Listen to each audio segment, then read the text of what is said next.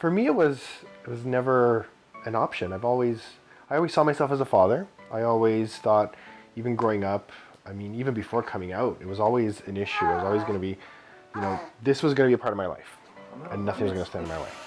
For me, it wasn't as automatic a thing as it was for Frank. I hadn't pictured myself as a father, mostly because of the demanding career I had chosen and all of the training that went along with that. So I didn't see myself being in a situation where I would have made a good single parent. And then Frank came along, and he was very adamant that he was going to have children. And for the first time in my life, I had all of a sudden considered that, wait a minute, this is something I can do, because I'm not doing it alone. I don't have to do it alone. There's help. And so it all of a sudden became something that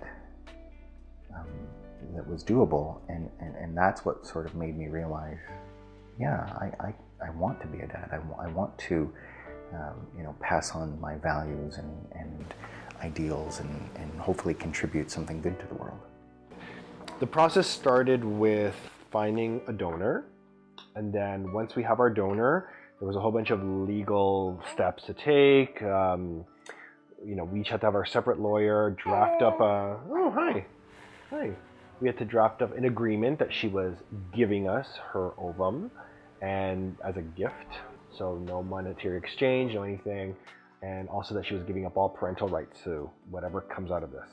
So after the harvest, it's actually called a harvest, then we had to donate sperm. One of the hurdles there is that there's currently a ban on gay sperm in Canada. Yeah, so it was a very, it kind of caught us by surprise. They have to quarantine sperm for 6 months, test us before, test us after. Anyway, this is a law that was written in the 70s and no one's ever bothered to change it. So whatever, another hoop. It was one of those slow processes that, yeah, on the one hand it was annoying to have to go through all of these steps, but on the other hand it was probably good that it eased me into that whole idea of parenthood.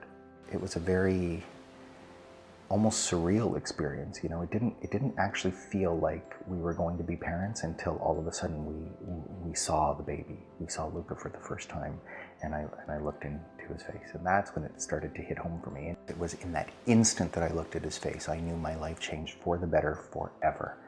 There are new heights of joy in my life that I did not know could exist. There are also new depths of fatigue in my life, and it is definitely a change in the way you think, the way you act. Everything I do has a different focus to it.